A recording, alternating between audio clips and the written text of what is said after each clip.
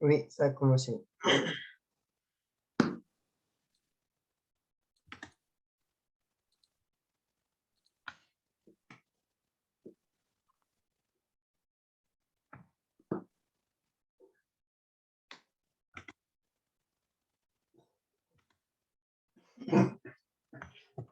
Vous joindre à nous.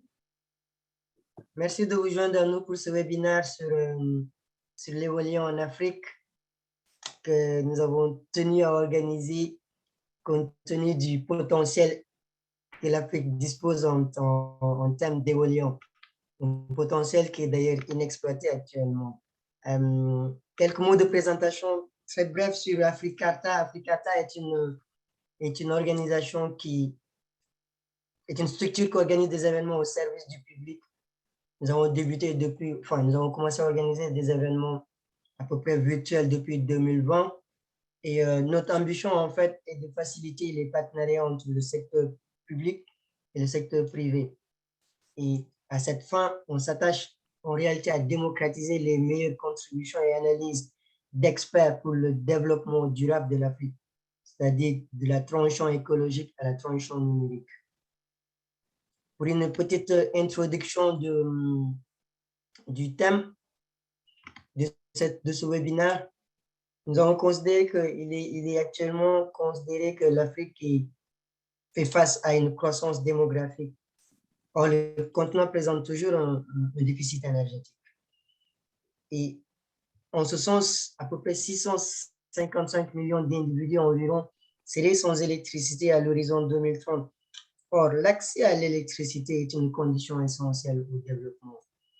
Et à cet égard, la consommation actuelle africaine en énergie tourne principalement autour des énergies fossiles et de la biomasse traditionnelle. Ce sont des études sérieuses qui ont été menées par l'OCDE et qui nous démontrent que l'Afrique doit chercher à se tourner maintenant vers les énergies renouvelables face aux défis qui sont liés à la transition écologique. C'est une étude récente également qui a été publiée par l'IRENA, l'Agence des Nations Unies en charge de tout ce qui est énergie renouvelable. Et dès lors, ce cycle de débat que nous allons entamer va chercher à développer avec nos experts quelles sont les meilleures stratégies de développement et de financement d'infrastructures énergétiques en Afrique. Il a été publié récemment par la Banque mondiale, notamment par la Société financière internationale, une étude considérable, une étude sur le potentiel éolien en Afrique. Toutefois, de cette étude, on est ressorti que l'énergie éolienne onshore pourrait électrifier l'ensemble du continent africain. Et du coup, quelles sont les attentes de ce webinaire? Ce webinaire vise en fait à être force de proposition pour la transition écologique en Afrique, notamment par les énergies renouvelables, et a comme objectif spécifique de sensibiliser le public sur la transition écologique en Afrique, notamment par les énergies propres. Et ensuite, à réfléchir sur l'installation des mécanismes efficaces pour le développement d'une industrie africaine d'énergie renouvelable. Et enfin, à faciliter le partenariat entre le secteur public et le secteur privé. Et en ce sens, nous allons accueillir pour cette demi-journée, pour cette matinée, des intervenants issus à la fois du secteur public, mais également du secteur privé. Dans un premier temps, nous allons passer la parole à Khalid Benhamou, qui est le directeur de Sarawin. Ensuite, nous passerons la parole à Thomas Opandé, qui dirige l'équipe transition énergétique Afrique chez WWF. Et enfin, nous donnerons la parole à Marcelin Massila, qui est directeur général de Gabon Power Company, la société de portefeuille qui a été créée par le Fonds gabonais d'investissement stratégique. Une fois que cette table ronde générale sera conclue, nous passerons la parole à Nouruddin Serhi, qui est le directeur général de la société de projet Nareva Enel Green Power Maroc, qui va nous présenter le programme éolien intégré, qui est une composante de la stratégie énergétique marocaine. Du coup, je passe la parole à M. Benhamou, qui va nous présenter le projet Sarawin. Et vous avez la parole, M. Benhamou.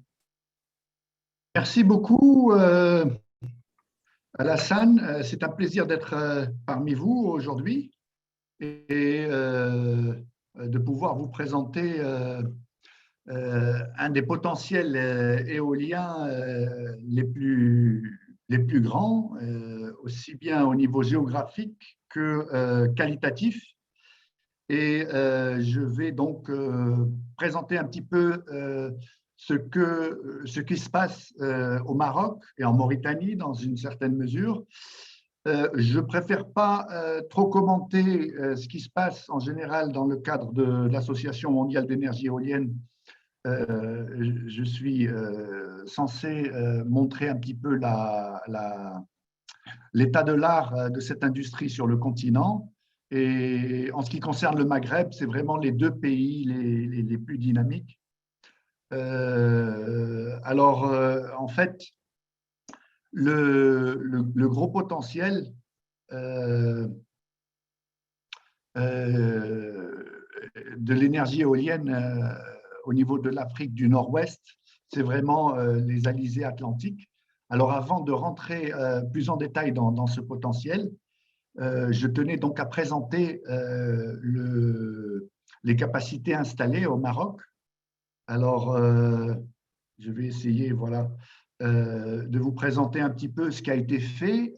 Personnellement, j'ai mis en place la première éolienne pratiquement sur le continent de cette catégorie en 1994. On suivit une stratégie qui a été mise en place graduellement au niveau national au Maroc pour déployer plus de 1,4 giga d'énergie éolienne. Et ça a commencé par des parcs, des concessions privées en 2000. Et comme vous pouvez le voir, par la suite, donc, il y a eu différents cadres institutionnels qui ont permis donc la mise en place de cette capacité éolienne, qui est de l'ordre de 1458 mégawatts actuellement. Et le cadre institutionnel, en fait, est très varié.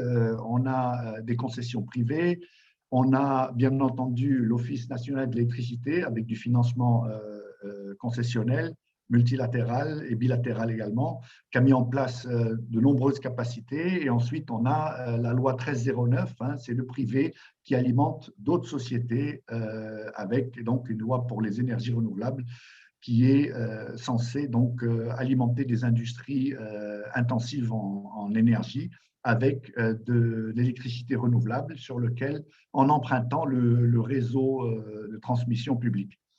Donc, comme vous pouvez le voir, ça a permis donc la mise en place de ces capacités avec une variété de différents constructeurs de turbines.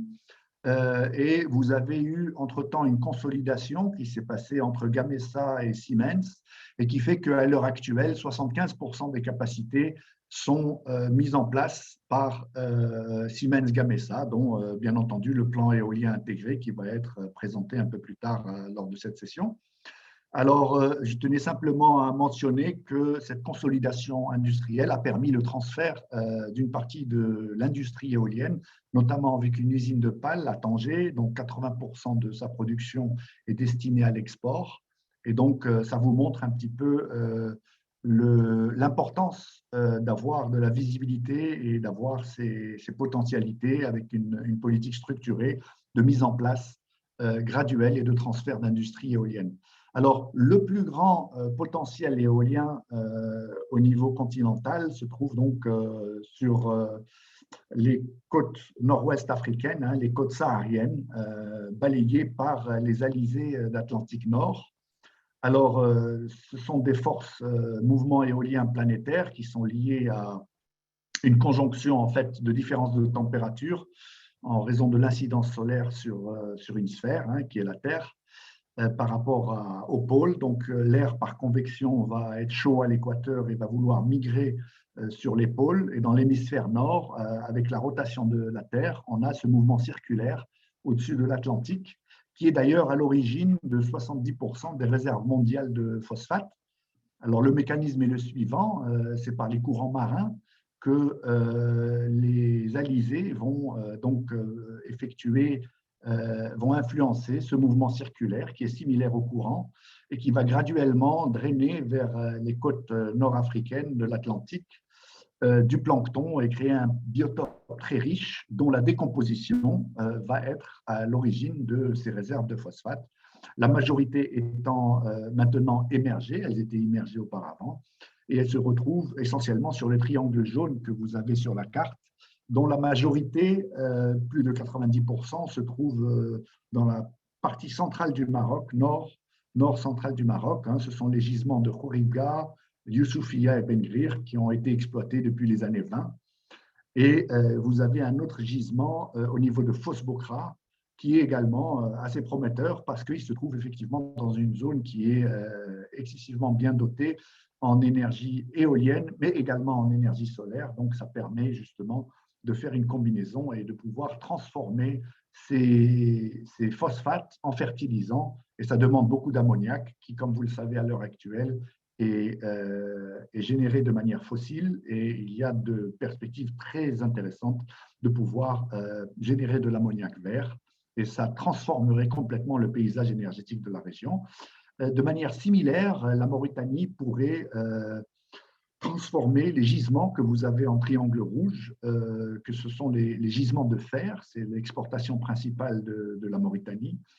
Et ce minerai de fer pourrait, grâce aux énergies renouvelables, notamment éoliennes, parce que c'est un facteur de charge très élevé qu'il y a dans cette région, on parle de plus de 60% pour ce qui est de la zone de Nouadhibou, pour pouvoir transformer finalement ce minerai de fer en acier décarboné et générer une valeur locale considérable sur ces exports. Bien entendu, il y a les stations de dessalement qui consomment une bonne partie de cette électricité générée. Et comme vous pouvez le voir, ces stations de dessalement sont graduellement déployées de plus en plus au nord du Maroc. Nous avons eu une sécheresse record cette année et le recours au dessalement, aussi bien pour alimenter les villes que pour l'agriculture, est maintenant économiquement viable.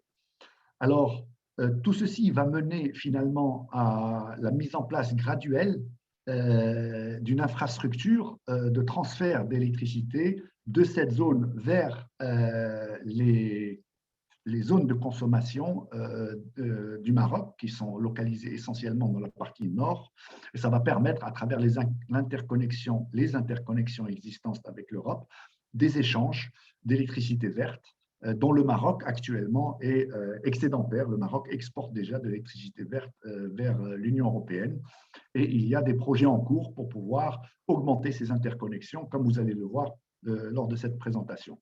Alors, je tenais à préciser déjà dès 2007 que Sahrawind a bénéficié d'un financement de l'Organisation du traité de l'Atlantique Nord pour justement mettre en place ses capacités de production d'hydrogène vert et la mise en valeur des richesses minérales de la région. Donc, c'est un travail qui a été fait très en amont et qui maintenant a été décuplé à travers une feuille de route hydrogène vert du Maroc qui est très ambitieuse, comme vous allez le voir. Alors, le cas de l'industrie mauritanienne de fer est très intéressant à plus d'un titre. D'abord, parce que, comme je le disais, les gisements sont importants, ils sont excessivement abordables en termes de production, coût de production, et il y a une ferme de 100 MW qui va être opérationnelle dans quelques mois au niveau de Boulet-Noir. Et la Mauritanie a déjà de l'expérience dans l'utilisation de l'éolien dans le site de Nouadhibou, et pourrait accéder à ces technologies-là de transformation de minerais de fer en acier décarboné qui sont beaucoup plus accessibles en fait que la transformation classique par four à coke qui nécessite des capacités de millions de tonnes et des investissements de l'ordre de dizaines de milliards de dollars, si on parle des grands fours qui se mettent en place en Asie. Et on voit maintenant, grâce à cette technologie d'hydrogène vert, que des capacités de quelques mégawatts peuvent être à ce moment-là graduellement déployées et monter en puissance pour pouvoir valoriser ce potentiel de gisement de fer mauritanien qu'on retrouve bien entendu dans le sud-ouest algérien. Et donc, il y a pas mal de synergies régionales qui pourraient être mises en œuvre à l'avenir. Et bien entendu, on parle d'un avenir les technologies sont au stade de pilote. Les pilotes eux-mêmes sont au stade d'expérimental. Les pilotes seront développés à partir de 2030-2035. Donc, on parle quand même d'un horizon à moyen terme. Entre-temps, il y a bien entendu des projets gigantesques en Mauritanie qui ont été annoncés, 30 gigas pour le projet Aman, pour la production d'ammoniac pour essayer d'alimenter le marché, notamment européen. Ceci est complété par le projet Nour de 10 gigas avec, par exemple, des études de faisabilité en cours pour alimenter, par exemple, sur le port de Rotterdam, il y a eu un mémorandum d'entente pour alimenter l'ammoniac vert, au port de Rotterdam. Donc, tout ça, c'est en cours et on va voir de quelle manière ces capacités vont être graduellement mises en place dans la région. L'idée étant, sur une ligne de courant alternatif en jaune que vous avez, il y a par exemple au Maroc plus de 700 mégawatts qui sont opérationnels dans cette région, qui alimentent des stations d'osmose inverse, de dessalement, et graduellement, la production de phosphate pourrait être valorisée par la transformation en fertilisants. 90% des phosphates sont utilisés pour les fertilisants, et pour ça, il faut de l'ammoniac. Et on voit qu'il y a différents procédés pour pouvoir transformer la roche phosphatée en fertilisant. Une, c'est par la piste, bien entendu, classique, qui est utilisée actuellement par l'acide sulfurique. Et l'autre serait également l'utilisation d'un autre acide fort, qui est l'acide chlorhydrique, qu'on obtient par électrolyse et qui permettrait de récupérer également l'hydrogène dans ce procédé pour obtenir de l'ammoniac. Donc, vous avez le cas du Maroc, qui permettrait, comme je l'ai dit, à la fois d'alimenter une ligne de tension à courant continu pour alimenter la demande énergétique électrique marocaine. C'est un équilibrage opérationnel très important. Il y a de bonnes complémentarités avec de grosses capacités d'électrolyse. Et également, la même chose pourrait se faire en Mauritanie pour pouvoir alimenter le marché subsaharien de l'électricité qui est en pleine croissance avec, dans les deux cas, une électricité produite à très bas coût et qui permettrait à ce moment-là d'alimenter des réseaux régionaux et qui s'appuierait sur des industries globales, aussi bien du Maroc pour ce qui concerne le phosphate et les fertilisants que la Mauritanie pour ce qui concerne son export de minerais de fer qui pourraient être transformés en acier décarboné. Alors, dans la partie nord, pour ce qui est du projet Saharawin, il s'agit de mettre en place une capacité de 5 à 10 gigas de transfert haute tension à courant continu pour alimenter les centres de consommation au nord du Maroc, par exemple sur Tanger, dispatchable aussi bien au Maroc que vers l'Europe, et sur 1500 km, sur une architecture point à point. Il y a aussi une architecture alternative multipoint qui permettrait à ce moment-là d'alimenter plusieurs centres de consommation au Maroc, notamment le hub, le plus grand hub phosphatier du monde qui est à 1100 km, localisé à Jorf-Lasfar, et produire à ce moment-là de l'ammoniac avec cette électricité. Ça permettrait l'accès à partir de Jorf-Lasfar d'électricité également pour le réseau marocain près des centres de consommation et bien entendu poursuivre vers Tanger et le réseau ibérique en ce qui concerne les capacités additionnelles. Donc, vous avez ici l'exemple de Jorf-Lasfar, dans lequel vous avez tous les éléments qui sont présents pour la mise en valeur de l'hydrogène vert. Vous avez le stockage d'ammoniac, duquel 2 millions de tonnes sont importées chaque année par l'Office chérifien des phosphates, l'OCP. Et vous avez également une unité sidérurgique qui pourrait bénéficier aussi de l'hydrogène vert, au même titre que la Mauritanie. Et également 2 gigawatts de puissance de centrales thermiques à charbon qui pourraient à ce moment-là, récupérer le CO2 émis par ces centrales et transformer avec de l'hydrogène vert ce produit pour produire à ce moment-là du méthanol ou des carburants synthétiques. Donc, pour mettre en place une capacité pareille, on parle de dizaines, voire au-delà d'une centaine de gigawatts à l'horizon 2050. Saharawin contribue à la modélisation à travers une étude qui est financée par la Banque mondiale pour le compte de Mazen, à une modélisation de la production d'hydrogène avec les coûts sur un horizon de 2030 à 2050. il y a bien entendu, comme je l'ai mentionné, deux options. La première étant le transfert par ligne haute tension courant continu et l'électrolyse sur place et la mise en valeur et les synergies de cet hydrogène vert et l'alimentation du réseau marocain sur les points de consommation, à ce moment-là dispatchés en courant alternatif. Et vous avez comme seconde option, qui est très intéressante, l'électrolyse sur place au niveau des côtes sahariennes et le transfert, à l'image de ce que fait la Mauritanie avec ses grands projets, d'ammoniac, aussi bien vers les sites de l'OCP par bateau au niveau de Jorf-Lasfar ou par la suite un transfert par gazoduc de l'hydrogène sous pression, donc à ce moment-là sans transformation. Alors, ce qui est intéressant dans les deux cas, c'est qu'il y a des synergies pour le dessalement. Et dans le deuxième cas, ce qui est très intéressant, c'est le stockage en fait, de l'hydrogène vert dans des structures géologiques sur le tracé de ce pipeline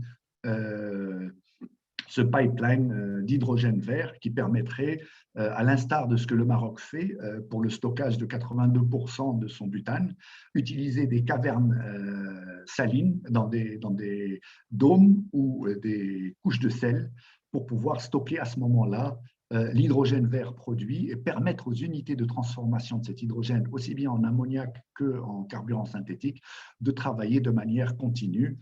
Comme on le sait, la combinaison entre l'éolien et le solaire permettrait de couvrir à peu près 75 à 80% de facteurs de charge. Il resterait ces 20% qui, à ce moment-là, grâce au stockage, pourraient être assurés de manière continue. Et ça permettrait également de faire du stockage saisonnier pour alimenter un des plus grands marchés d'hydrogène vert au monde et un des premiers, c'est le marché européen qui démarre en conséquence. Donc, l'idée, dans la feuille de route d'hydrogène vert que le Maroc a publiée en novembre dernier, c'est de mettre 8 à 14 gigas de capacité additionnelle de renouvelables, une bonne partie, au moins la moitié étant en éolien, afin de substituer à la fois les 2 millions de tonnes d'ammoniac que l'OCP importe, on parle d'à peu près 8 gigas de capacité combinée renouvelable, et bien entendu d'exporter également le reste dans les marchés européens. Alors, ce qui est intéressant dans cette étude, c'est de pouvoir effectivement évaluer ces marchés commerciaux et voir de quelle manière d'autres dérivés comme le méthanol, les Fischer-Tropsch, les liquides Fischer-Tropsch synthétiques et le LOHC, hein, les Liquid Organic Hydrogen Carrier pourrait permettre justement le transfert de cet hydrogène vert vers l'Europe. Alors, dans le second cas, hein, le méthanol et tout ça, et aussi bien que pour l'ammoniac, on parle d'une reconversion qui est nécessaire dans les deux cas. Et c'est le grand avantage du Maroc, c'est cette proximité avec l'Europe qui permettrait de livrer en fait de l'hydrogène vert sous forme gazeuse à l'Europe par gazoduc, d'ailleurs existant, dont une partie est existant et non utilisée actuellement.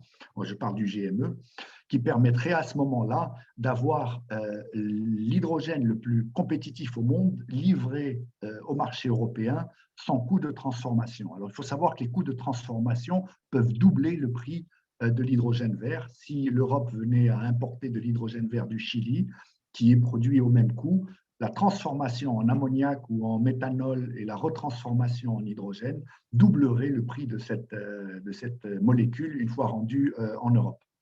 Donc, les études sont en cours pour pouvoir évaluer, dans le cas mauritanien et marocain, pour la Mauritanie, c'est une étude séparée, bien entendu, mais pour le cas marocain, en tout cas, il s'agit de voir la production d'acier décarboné et de quelle manière cette production pourrait être intégrée dans les mécanismes d'ajustement de carbone que l'Union européenne met en place. Et on voit qu'une bonne partie de l'industrie marocaine est basée sur l'automobile et il y a pas mal de perspectives de produire justement de l'acier décarboné et de pouvoir bénéficier finalement de ces mécanismes d'ajustement pour financer finalement cette transformation industrielle de la production d'acier au niveau marocain. Bien entendu, il faut également évaluer toutes les perspectives d'utilisation de l'hydrogène vert dans la mobilité. Alors, on sait que l'OCP, par exemple, pourrait utiliser l'hydrogène vert dans le cadre de gros camions miniers. Il y a bien entendu des perspectives dans les bus, les trams, les trains. Et il s'agit également de voir de quelle manière ces gros électrolyseurs permettent de donner des services au réseau en matière d'équilibrage opérationnel et voir de quelle manière également cet hydrogène, puisqu'il est stocké, permettrait à ce moment-là de produire, à travers des infrastructures de gaz existantes au Maroc, de la puissance de réserve. Et bien entendu, il y a puissance de réserve dans les turbines, aussi bien 100% hydrogène que mélangé avec du gaz.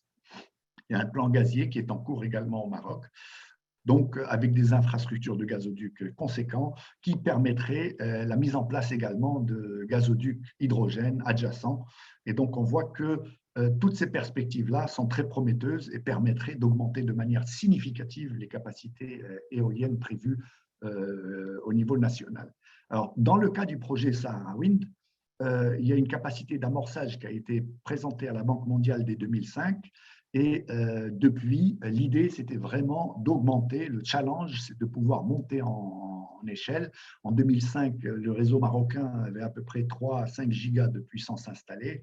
Et il est clair que si on met une ligne de 5 gigas, l'équilibrage opérationnel de cette infrastructure était essentiel. C'est la raison pour laquelle Sahara Wind a engagé de la recherche dans justement l'hydrogène renouvelable qui permettrait donc d'augmenter considérablement les capacités et la flexibilité du réseau.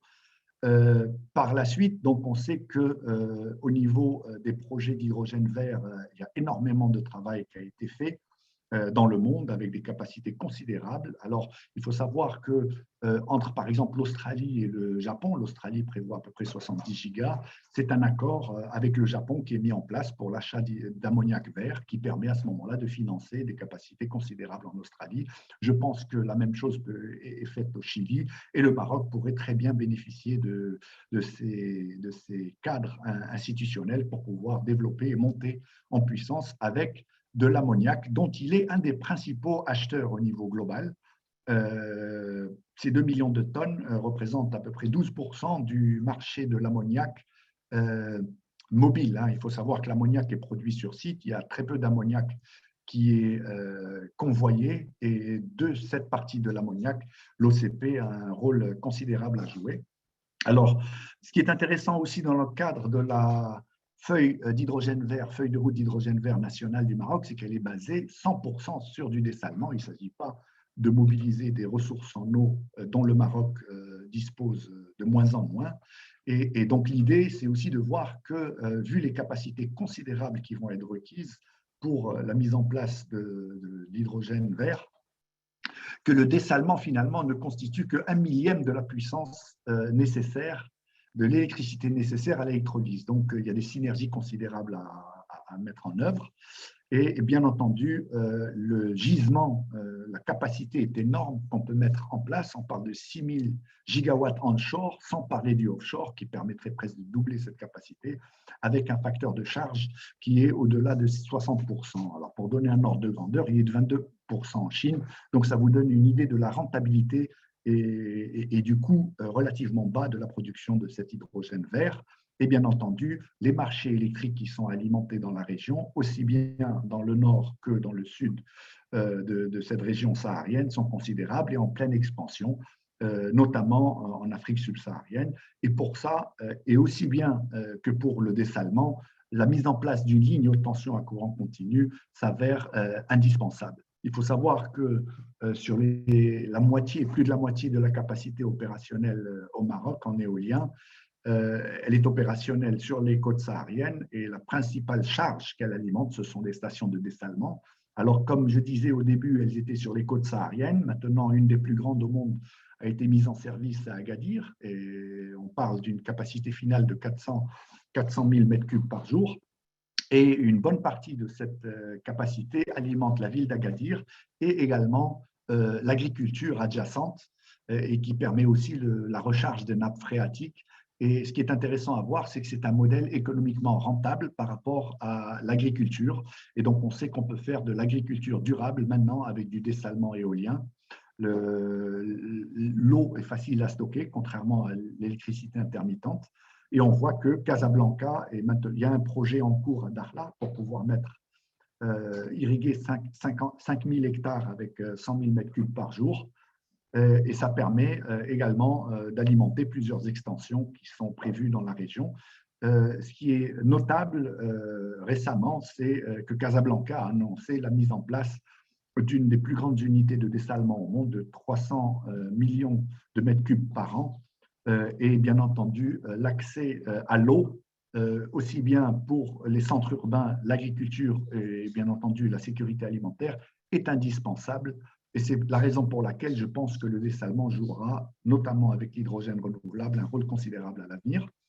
C'est le dessalement qui est à l'origine finalement de la mise en place du premier système éolien que j'avais décrit en début de présentation. C'est une unité de 50 kW qui avait été mise en place dès 94-95.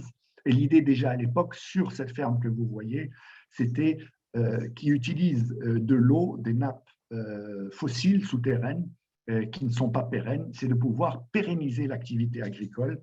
Et je pense qu'avec les progrès qui ont été réalisés et les capacités considérables à venir, on parle, en ce qui concerne de l'hydrogène, on parle de capacités qui dépassent 100 gigas dès 2050. On sait qu'on va pouvoir protéger en fait la principale économie marocaine, qui est l'agriculture, sans parler bien entendu des synergies possibles avec l'automobile, qui est le premier exportateur marocain, les phosphates, qui est le deuxième exportateur marocain. Donc on parle de 25% des exports marocains sont l'automobile, à peu près 24% c'est les fertilisants. Donc on parle de potentiel considérable. Et c'est la raison également pour laquelle le Maroc a initié une politique de barrage dès les années 70, les années 60. Un billet de banque et illustrer finalement cette politique dans les années 70. Le dernier billet qui a été mis en circulation à partir de 2014 montre très bien des éoliennes sur le fond saharien. Donc, c'est une poursuite de cette politique de sécurisation de l'eau pour le Maroc et bien entendu pour les principales économies marocaines. Et avec ça, je vous remercie pour votre attention et je reste bien entendu disponible pour toute question.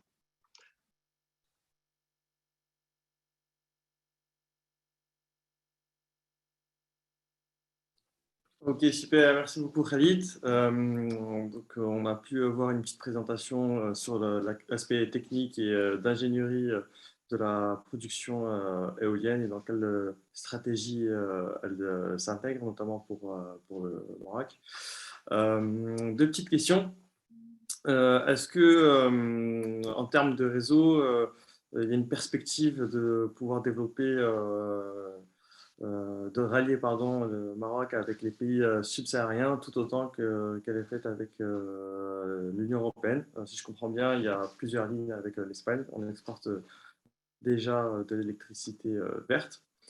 Et d'autre part, est-ce que cette énergie éolienne suffirait-elle à elle seule pour décarboner donc, la production de phosphate et particulièrement les usines de dessalement d'eau de mer? Alors, merci pour merci pour cette question. Je vais répondre par la seconde partie. Alors, il faut savoir que le potentiel éolien, ne serait-ce que sur la partie marocaine, représente à peu près 6000 gigas onshore. Donc, ça équivaudrait à un productible de l'ordre de 11 500 gigawattheures. Donc, il faut savoir que l'Europe, pardon, je parle maintenant de térawattheures. Il faut savoir que l'Europe, sa consommation électrique totale est de l'ordre de 3000 térawattheures. Donc, on a pratiquement, dans cette zone-là, on peut produire théoriquement plus de 3 à 4 fois la consommation actuelle européenne en électricité, à des prix défiant toute concurrence. Donc, il est clair que le potentiel est significatif pour couvrir non seulement la mise en place de production d'ammoniac vert et d'hydrogène vert pour les besoins de l'OCP, et il faut savoir que l'OCP s'adresse à un marché global de fertilisants, c'est un leader avec ses réserves de phosphate. Donc, il y a une expansion considérable de la demande même d'ammoniac vert qui est prévue. Je pense que les 2 millions de tonnes arriveront rapidement à une dizaine de millions de tonnes dans cet horizon-là, uniquement pour le Maroc et son marché export. Maintenant, il faut savoir que l'Union européenne elle-même a prévu 40 gigas d'hydrogène vert pour le marché européen, produit au sein du marché européen. Donc, ça va rajouter au réseau européen cette capacité. Et ils ont prévu dans le même Green Deal, hein, la feuille de route hydrogène vert, 40 gigas qui viendraient des pays voisins. Et parmi les pays voisins, je pense que le Maroc est parmi les mieux positionnés pour pouvoir satisfaire à cette demande additionnelle qui est prévue. Je pense, ils ont annoncé 2030, mais je pense que même dans cet horizon-là, il est tout à fait envisageable que le Maroc puisse contribuer à cette demande, notamment à travers la mise en place des infrastructures de gazoducs que j'avais mentionnées dans la présentation. Et à partir de là, constituer également avec les possibilités de stockage que le Maroc, ce sont des possibilités pratiquement uniques au monde, hein, parce que le Maroc dispose à la fois de dômes de sel et de gisements de sel qu'il exploite actuellement, qui permettraient de faire du stockage saisonnier pour l'Europe. Il faut savoir que la demande en hydrogène européenne est plus importante, sera plus importante en hiver qu'en été, et les facteurs de charge sont bien entendu avec le solaire et l'éolien plus importants en été. Donc il y a un phénomène de stockage qui va devoir être mis en place et qui permettrait justement au Maroc non seulement de constituer des réserves stratégiques pour l'Europe en hydrogène vert décarboné, mais également de pouvoir assurer la continuité des opérations industrielles qui en découleraient. Alors, et c'est la raison pour laquelle notamment l'OTAN, quand on parle de sécurité énergétique, notamment avec la crise avec l'Ukraine, on voit à quel point la sécurité énergétique est un enjeu hautement stratégique et je pense qu'elle influence aussi des décisions politiques qui ont été réalisées, qui ont été décidées en fait récemment concernant ces perspectives-là. Alors ces perspectives, elles sont éminemment africaine dans la mesure où il s'agit vraiment de transférer les industries, transférer les moyens de production, la valorisation des gisements disponibles dans la région et également la mise en place, comme on l'a vu, avec très peu de capacité éolienne, de transfert de moyens de production éoliens. Et je pense que la même chose peut être réalisée au niveau du solaire, parce qu'on parle de dizaines de gigawatts, voire de centaines. Et donc, à ce moment-là, on parle d'un impact économique considérable. Et il faut savoir que tout se fait dans des chaînes d'approvisionnement et de production globalisées. On parle de conglomérats comme Siemens Gamesa, etc., qui ne peuvent pas produire des éoliennes qui ne sont pas compétitives. Donc, ces usines-là s'insèrent parfaitement dans leur chaîne d'approvisionnement, dans leur chaîne logistique globale. Tanger, le Maroc dispose d'une interconnexion commerciale excessivement compétitive, c'est un des ports les plus compétitifs au monde, donc on voit que toutes ces plateformes-là, avec l'expérience que le Maroc a acquis dans la mise en place de zones industrielles dédiées, aussi bien pour l'automobile, l'aéronautique, et je pense que des réflexions sont en cours pour mettre en place justement des clusters industriels et des hubs industriels pour l'hydrogène vert. Ça va permettre donc le transfert d'industrie. Et je pense que ce travail se fait de manière complémentaire, aussi bien en Mauritanie qu'au Maroc, parce que, comme je le disais, la Mauritanie a un potentiel significatif.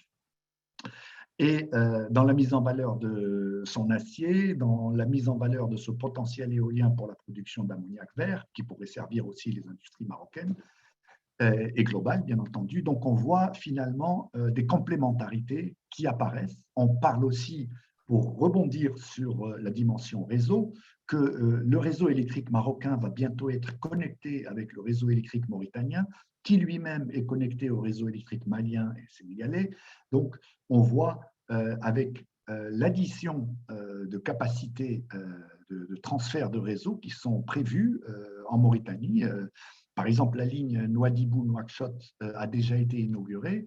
Donc, on voit maintenant, finalement, cette interconnexion des puissances de production renouvelable, solaire et éolienne, qui sont maintenant dispatchées au niveau, qui peuvent être dispatchées au niveau régional.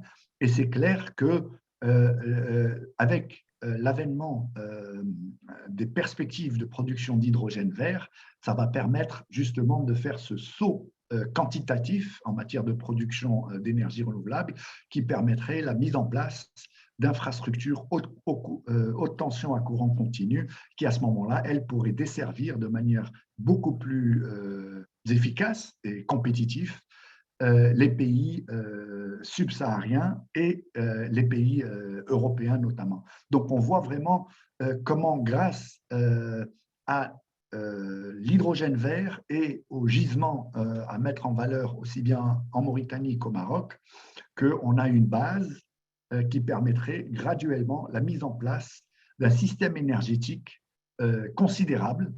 Et je pense que ces gisements sont très importants pour ces deux pays, et je pense que l'Algérie est bien entendu inclus dans ces schémas pour pouvoir mettre en place finalement un schéma de transition énergétique basé sur des électrons et des molécules vertes. Et si vous avez des gisements aussi considérables que le Maroc pour ses phosphates et la Mauritanie et l'Algérie pour les gisements de fer, on voit qu'on peut s'appuyer sur des industries existantes, les plus grandes pour ce qui concerne la Mauritanie et le Maroc pour ses phosphates, la Mauritanie pour le fer, le Maroc pour ses phosphates.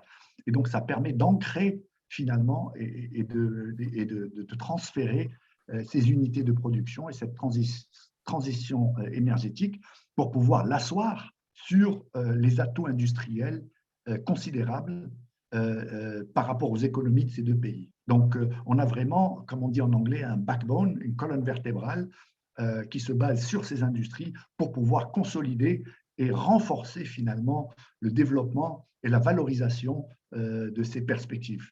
La proximité géographique, aussi bien avec l'Afrique subsaharienne qu'avec l'Europe, ne fait que mettre en levier ces perspectives-là. Donc, on a vraiment un roll-out, un déroulement, une mise en place de ces capacités qui peuvent être optimisées de manière considérable.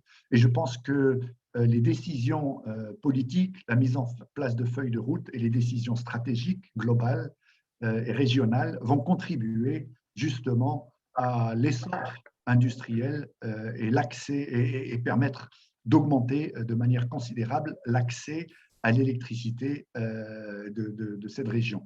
Je voudrais conclure, si je me permets, par les perspectives aussi qui commencent à être de plus en plus intéressantes de mise en place du gazoduc maintenant Nigeria, Maroc et Europe, qui permettrait, c'est un gazoduc offshore qui passe par toute l'Afrique de l'Ouest en offshore et qui peuvent alimenter à partir du gaz nigérien tous les pays africains qui sont situés côtiers sur cette route, qui permettrait à ce moment-là chaque pays d'avoir accès au gaz naturel nigérian et de mettre en valeur leurs propres gisements gaziers qui sont en cours de développement, je parle de la Mauritanie, du Sénégal, pour pouvoir alimenter les marchés régionaux. Et donc, c'est cette architecture qui devient de plus en plus pertinente par rapport à la sécurité énergétique européenne, dans le cas de la crise avec l'Ukraine, qui permettrait à l'Afrique d'améliorer de manière considérable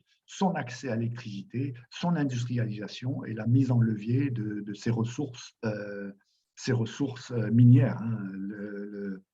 On voit aussi que le minerai de fer existe aussi en Guinée, et donc il y a énormément de potentialités à développer. Alors, juste une dernière question avant de conclure, excuse-moi Khalid. Il y a un point intéressant, notamment sur l'utilisation annexe de l'éolien, qui in fine, certes, est très utile pour l'industrie et tout ce qui est économique et géostratégique. Est-ce que l'éolien peut être au service d'un développement social à l'échelle locale, spécialisé rapidement? Bien entendu. Stabilisation de la population? Justement, c'est ce que j'essayais de développer dans mon argument précédent, c'est de dire que vu que cette énergie éolienne est au service des principales industries de ces pays-là, on parle du phosphate et du fer, donc elle est tout à fait intégrée dans la mise en levier et la génération de valeur ajoutée des productions minières de ces pays. Donc, c'est ça qui est très important, c'est qu'on parle maintenant plus d'une économie d'exportation de matières premières, mais on parle d'une économie de transformation et de création de valeur ajoutée locale de ces matières premières en fertilisant pour ce qui concerne le Maroc, en acier décarboné pour ce qui concerne la Mauritanie et l'Algérie. On parle vraiment, et tout ça de manière décarbonée et compétitive. Donc, si on se base sur l'expérience de ce que le Maroc a fait dans le cadre de son programme éolien intégré et le transfert déjà d'industries de production, de fabrication d'éoliennes, on voit que les emplois finalement ne sont plus à attendre du côté européen ou global, c'est vraiment des emplois locaux que ces unités vont générer en fabrication de composants de systèmes de production d'électricité renouvelable et notamment de transformation et de valorisation des principales industries de ces pays. Dès qu'on a de l'électricité renouvelable, il faut savoir que le développement industriel, à ce moment-là, puisqu'elle est compétitive et devient lui aussi compétitif, et à ce moment-là, je pense que c'est vraiment la grande opportunité des énergies renouvelables, c'est le fait qu'elles permettent un développement intégré basé sur la valorisation des ressources et sur le transfert de ces moyens de production énergétique. Donc, c'est la grande différence avec les énergies fossiles qui sont essentiellement des économies de rente. Là, on parle d'économie industrielle, de mise en place d'économies industrielles qui viendraient épauler déjà et surtout permettre la valorisation des exportations de matières premières de tous les pays africains. Alors là, vous prenez du Nigeria jusqu'au Maroc. On sait qu'avec ces perspectives-là, toutes les matières premières de ces pays-là pourraient être à ce moment-là transformées et valorisées sur place. D'accord, très bien, excellent. Bah, écoute, je te remercie. Nous te remercions, Khalid, pour ton intervention qui est très intéressante. Nous allons recevoir maintenant Nourdine Serir, qui va nous présenter son projet de programme éolien intégré. Donc, je donne la parole à Alassane pour pouvoir intégrer le monsieur Serir. À toi, Alassane. Alors, merci Naël, merci Khalid Benhamou pour cette présentation de Sarawine qui est très instructive d'ailleurs. Avant d'introduire Nourdine Serir qui dirige la SPV Nareva Enel Green Power, je tenais à vous signaler qu'on a deux absences. Marcelin Massila qui dirige Gabon Power Company est pris dans une réunion avec la présidence gabonaise actuellement. Il est sur Paris même d'ailleurs, parce qu'il est venu négocier un contrat avec les investisseurs. Et Ali Zerwali a une absence de dernière minute qui nous a signalé. Et du coup, pour combler le temps, je peux essayer de poser quelques questions à Khalid Benhamou, notamment sur le marché électrique africain, ouest-africain. Actuellement, on sait que l'Afrique de l'Ouest cherche à mettre en place un marché électrique. Et en ce sens, il y a beaucoup de projets qui sont en train d'être développés, notamment le projet WAP d'interconnexion électrique. Est-ce que vous pensez que le projet Sarawine peut servir à la mise en place de ce marché électrique? Et je prends par exemple la construction d'une ligne d'interconnexion qui est en train d'être, qui a été d'ailleurs ficelée récemment avec Studio Platanza, qui est une société d'ingénierie italienne. Du coup, ce que je voulais savoir, est-ce que vous pensez que le projet Sarawine peut servir à la mise en place de ce marché électrique africain? Merci. Dans la mesure où le projet Sarawine a permis déjà l'introduction et la mise en place de plateformes, ne serait-ce qu'au niveau de la recherche appliquée pour l'hydrogène renouvelable en Mauritanie et au Maroc. Donc déjà, elle contribue à cette réflexion en amont de la mise en place de capacités significatives d'énergie renouvelable dans la région. Donc, c'est vraiment cet effet d'échelle qui est important dans la planification en fait, des réseaux à venir. Donc, une fois qu'on a cet effet d'échelle, et au niveau institutionnel, vous avez l'exemple très réussi du West Africa Power Pool, où on voit que finalement, les pays en question procèdent déjà à des échanges électriques, les réseaux sont interconnectés, et il ne restait plus que cette interconnexion finalement manquante entre le Maroc et la Mauritanie, qui est en cours de réalisation. Et donc, on voit à ce niveau-là qu'il y aura déjà une interconnexion effective avec les réseaux à courant alternatif qui va bientôt être mise en place.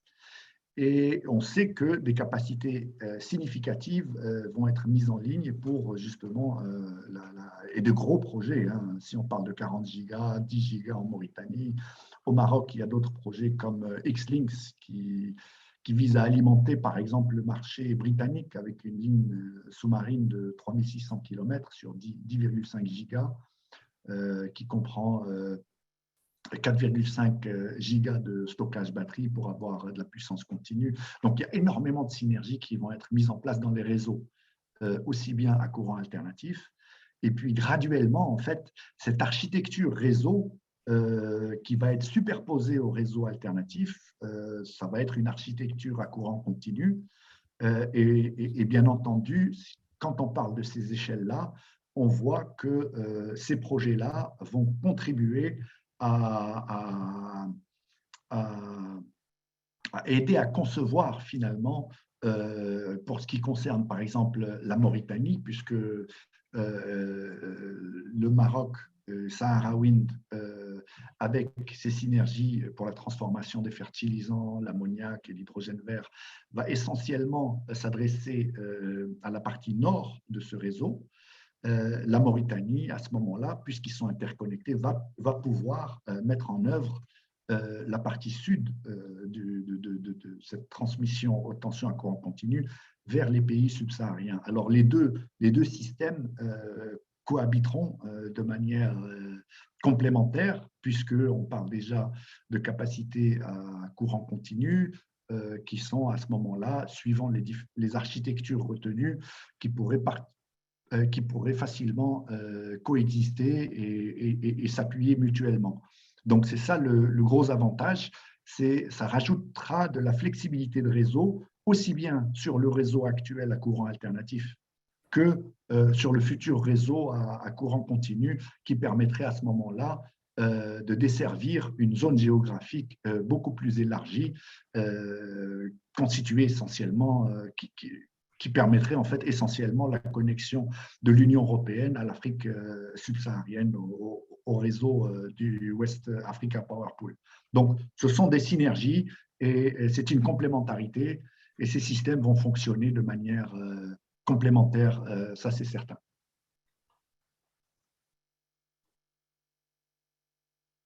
Je ne sais pas si j'ai répondu à votre question. Super, super. Merci beaucoup. Merci beaucoup. Nous voulons savoir si dans l'assistance, si vous avez des questions concernant le projet Sahara Wind, en attendant de voir Thomas Opondé qui dirige WWF Afrique se connecter et Nouroudine Serhir qui va mener l'étude de cas sur le projet éolien intégré du Maroc. Si vous avez des questions, n'hésitez pas à les poser.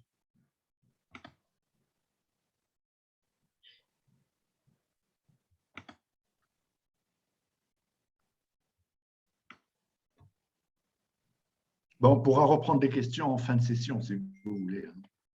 Parfait. Parfait. Alors, pour le projet Sahara Wind, enfin, pour le projet, le programme éolien intégré, nous avons la présentation de Nouroudine Serhir qui va nous présenter ce projet. De quoi il s'agit? En fait, le Maroc, grâce à sa stabilité, a juste une croissance qui se traduit par une augmentation de la demande en énergie. Et afin de répondre à cette demande, le Royaume a développé en 2009 une stratégie axée sur les énergies propres. Et à cette fin, le Royaume a créé 5 institutions qui fonctionnent en synergie. Et depuis 2009, de 2009 à 2020, il nous semble que le Royaume a atteint l'objectif de 42% d'énergie propre.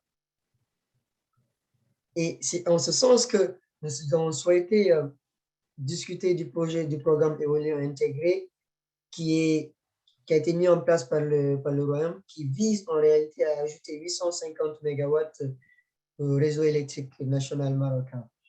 Et du coup, à cette fin, en 2016, l'Office national de l'électricité et de l'eau potable, l'ONE, a confié un consortium, notamment Nareva Holding, Enel Green Power et un constructeur allemand Siemens, le développement, le financement et l'exploitation des 5 parcs du programme. Et c'est en ce sens que nous avons souhaité demander au directeur de Nareva Enel Green Power de nous présenter son projet et de nous parler de l'état de ce projet, l'état d'avancement du programme. Est-ce que les objectifs qui ont été fixés ont été atteints? Quelles sont les contraintes, quels sont les défis qu'ils rencontrent au quotidien dans le cadre de la mise en œuvre de ce programme? Et Noureddine, dont on attend qu'il se connecte d'ailleurs. Oui, bonjour, monsieur Noureddine, vous allez bien? Oui, bonjour tout le monde. Vous m'entendez? Oui, oui, je vous entends, super, super. Très bien. Je viens tout juste de finir de faire une synthèse du projet, du programme éolien. Oui, oui, j'ai entendu, mais est-ce que vous voyez la présentation que je attendez. partage? Par page, est-ce que vous avez fait le partage d'écran, non? Oui, oui, j'ai partagé. Oui, de mon côté, on voit le partage en fond vert, donc programme intégré d'énergie éolien 1000 MW, projet intégré 150 MW. Oui, 150. Super. Voilà. Ben, du coup, vous avez la parole, monsieur Noureddine. Très bien, bonjour tout le monde. Donc, malheureusement, je n'ai pas pu me connecter un peu tôt, donc j'avais un souci de connexion, donc je n'ai pas suivi le débat. Voilà, donc concernant donc, le projet éolien intégré au Maroc, donc permettez-moi d'abord de vous faire une présentation générale de rappel de la naissance de ce projet-là. Donc, c'est que donc, en 2010, donc, suite aux orientations de Sa Majesté, donc, il y avait un programme. Donc, le plan d'équipement de l'ONE a été revu de telle sorte à avoir un taux de pénétration des énergies renouvelables plus important. Donc le plan national qui a été arrêté et adopté, donc c'était pour avoir 42% de renouvelables à l'horizon 2020 et 52% à l'horizon 2030 avec un taux de pénétration des éoliennes de 20%. Donc, pour le projet intégré 1000 MW, donc, il a été lancé officiellement en juin 2010 par Sa Majesté. L'objectif, donc, il est clair, donc, c'est valoriser, comme a dit Khalid Mohamed, c'est valoriser donc, le potentiel de vent au Maroc. Et aussi, bien sûr, le plus important, c'est l'intégration industrielle. Donc, l'intégration industrielle, on le sait tous que on connaît tous les avantages, notamment en termes de création d'emplois, de transfert de savoir-faire et de développement de la recherche et plutôt donc la recherche et le développement dans le domaine. Alors, c'est quoi le projet intégré 1000 MW? Donc, il comprend 2 composantes. Donc, il y a une phase 1 qui est 150 MW à Tiaza. Celle-là a été confiée à EDF Mitsui. Elle est toujours en cours de réalisation. Donc, il y avait un retard donc, entre le temps où le projet a été confié, donc c'était en 2013, et maintenant, il y avait un retard dans l'acquisition des terrains. Alors, pour le projet 850 qui me concerne aujourd'hui, donc ce projet-là, comme a dit M. Touré, donc c'est un projet qui a fait l'objet d'un appel d'offres international et c'est le groupe Monareva Enel Green Power qui ont été adjudicataires. Et donc, ce qui a donné lieu à la signature d'une convention globale de développement de ce projet-là. Et bien sûr, la composante intégration était un engagement du groupement. Et il y avait aussi donc Siemens comme fournisseur donc, de la solution ou bien fournisseur des turbines. et l'installateur de turbines. Voilà, donc ça. Alors, le projet, initialement, il comportait 5 sites. Donc, il y avait Midet, Bouche d'Or, Essaouira, Tisgrad et Tanger, Tanger 2. Puis bon, au fur et à mesure de l'action du projet, donc, je dirais qu'on et l'ONE, donc, avec les données de vent qui ont été actualisées, etc., et compte tenu de la problématique, la difficulté, je ne dirais pas difficulté, mais plutôt une contrainte de mobiliser le foncier. Ça, le foncier il existe, donc, mais la problématique, c'est de l'assainir et de pouvoir donc, avoir le droit de superficie pour pouvoir implanter les éoliennes. Donc, le schéma final aujourd'hui, ce que je vous présente, donc, finalement, c'est 4 parcs. Donc, pour un total de 850, il y a celui de Midels, Bouche d'Or, Essaouira, donc c'est le site Jebel Hadid, et Tisgrad, qui est dans le sud, donc à côté de la ville de Lyon. Voilà, donc c'est un programme dont la mise au service devait normalement se faire entre 2020 et 2024. Donc, et là, je vais partager avec vous donc l'expérience, donc l'état d'avancement. D'abord, je vais vous parler donc ces projets-là. Tout le projet va être réalisé dans le cadre d'un contrat EPP. Donc avec un DPPA sur 20 ans, avec garantie d'achat. Donc, c'est un project finance classique, comme tous les project finance. Je vais vous présenter le schéma contractuel de ce projet. Donc, premièrement, je vais avant tout parler d'intégration industrielle, parce que c'est ça la particularité. Donc, c'est un IPP, mais avec une obligation d'intégration industrielle. Parce que les IPP, ce n'est pas le premier au Maroc. Le premier Maroc, il remonte à 23 ans, c'est celui de Jacques Lasfar. Donc, c'est la centrale thermique à charbon. J'avais la chance de travailler dans ce IPP en 97 en étant directeur de la production de l'ONE. Donc, c'était un des premiers IPP de l'ONE. Ce n'est pas le premier IPP que j'ai dit, mais sa particularité, c'est l'intégration industrielle. Donc, l'intégration, donc, il consiste donc à mettre en place une usine de fabrication des pales. Donc, c'est une usine qui a été construite à Tanger. En octobre 2017, elle a été mise en service, donc avec une capacité, donc pour un investissement de 100 millions d'euros, donc à peu près 1,1 milliard de dirhams, ce qui a permis la création de 700 emplois. Ça, c'est 700 emplois directs.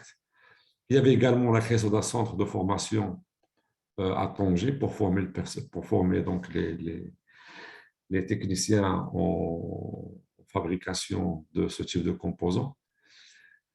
Voilà, donc cette usine-là, elle est modulable. Donc, elle a commencé pour fabriquer des pales de 63 mètres. Donc, c'était pour les turbines Siemens, donc SWT 130, 330. Mais cette usine, elle est modulable. Donc, je vais l'expliquer. D'ailleurs, on a vécu ça entre Midels et Bouche d'Or. Donc, ils étaient obligés de changer les moules ou bien d'adapter les moules pour pouvoir fabriquer des pales plus longues qui étaient destinées à Bouche d'Or. Donc, quand j'ai dit le plan d'intégration, donc il concerne d'abord la fabrication des pales. Deuxièmement, c'est la fabrication des tours. Donc, les tours, vous savez, c'est de la chaudronnerie. Donc, la chaudronnerie, donc au Maroc, il y a des entreprises de chaudronnerie donc, qui ont été approchés au début du programme pour investir donc, dans le but d'être capable, dans le but de répondre aux exigences de Siemens en termes de fabrication des tours. Donc aujourd'hui, pour Midels et pour Bouche d'Or, et notamment pour Essaouira, dont les travaux ils ont démarré également, donc les sociétés, il y a 2 sociétés qui sont qualifiées pour pouvoir donc, répondre à ce besoin-là. Bon, c'est vrai qu'aujourd'hui, donc, la capacité, non pas la capacité pour pouvoir fabriquer donc, la totalité donc, du parc, donc il y a encore une partie qui est importée, mais dans l'accord global de l'intégration, donc vis-à-vis de Siemens a une obligation de compenser donc, toute insuffisance de fabrication locale en une exportation. Et en quel cas, donc ce sont des recettes pour l'État marocain en droit de douane, etc. Donc, voilà. Et bien sûr, donc, il y a l'acquisition des biens locaux. Donc, tous les travaux aujourd'hui, que ce soit génie civil ou bien l'holo électrique, sont réalisés par des entreprises 100% marocaines. Donc là, sur ce volet-là, on n'a pas de souci. Donc, il y a des entreprises qui sont capables, des entreprises qu'ils ont une taille et qui sont de renommée internationale, comme EGTM, comme, et donc la liste est longue. Et aussi donc, le transfert de savoir-faire, donc ça c'est très important. Donc, comme j'ai parlé aujourd'hui, donc Siemens a construit un centre de formation qui est aujourd'hui aussi bien utilisé par Siemens que par d'autres entreprises marocaines. Voilà, alors pour le planning du projet, donc, bon, je ne vais pas rappeler donc, l'après-qualif a démarré en 2012. C'est vrai que c'est un projet qui a pris beaucoup de temps, mais bon, j'essaierai d'expliquer le pourquoi, parce qu'il y a pas mal de contraintes, notamment réglementaires à l'époque, et après, donc, il y avait la problématique de l'assainissement des fonciers. Et il y a aussi, ça, c'était la planification de l'ONU. Nous, on suit le programme de planification de l'ONU. Mais on était capable de construire le 850 en 2 ans. Mais aujourd'hui, l'ONU, il a fait un planning. Et donc, nous, on a un engagement vis-à-vis de l'ONU de réaliser chaque projet à la date prévisionnelle. Donc, Midelt, il devait être réalisé en 2020. C'était le cas. Donc, le CFD a été, donc Midelt a été réalisé. Elle a été, donc, le Commercial Operation Date, donc la date de mise en service commercial était en décembre 2020. Bauge d'Or, c'est en cours, donc on se prépare pour la mise en service, donc ça va être vers le août-septembre. Essaouira, on vient de démarrer les travaux en janvier. Portishead, donc c'est 2024, donc on attend toujours, on est toujours en train de faire le bouclage financier pour pouvoir démarrer Portishead. Voilà. Alors maintenant, la structure contractuelle du projet. Donc vous avez au milieu, donc c'est la holding NEGPM, dont j'ai la responsabilité. Donc, c'est une holding dans laquelle il y aura 4 SPV. Donc, il y a Midelt Wind Farm qui est déjà créé, Bauge d'Or aussi qui est créé, et Sawer. Et donc, chaque SPV a un conseil d'administration, et bien évidemment, NEGPM aussi. Donc, il y a un organe de gouvernance qui est le conseil d'administration. Donc, NEGPM, c'est une holdco dans laquelle il y en a Arriva qui détient 50% et Enel Green Power 50%. Alors, et dans les SPV, donc l'ONU il est actionnaire. Donc, bon, c'est un choix qui a été fait. C'était donc l'appel d'offres de l'ONU. Il est actionnaire à hauteur de 35%. Dans les 35%, il y a 30% ONU et 5% du Fonds Hassan de développement. Mais bon, ça, c'est un détail. Mais le plus important, c'est qu'aujourd'hui, l'ONU a un droit de regard dans le fonctionnement des SPV.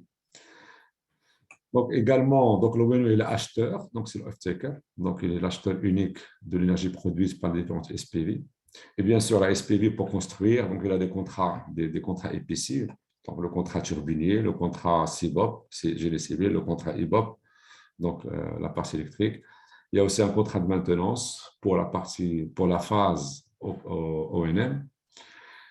Bien sûr, comme tout projet, donc il faut un financement. Alors ici, la particularité, il y a deux types de financement. Donc il y a pour Jebel Hadid et Midelt, donc c'est des prêts bancaires privés qui sont octroyés directement par les SPV. Pour Bauge d'Or et Tiscrit, c'est un prêt ONE, donc compte courant d'actionnaire, parce que l'ONE n'a pas le statut de banque.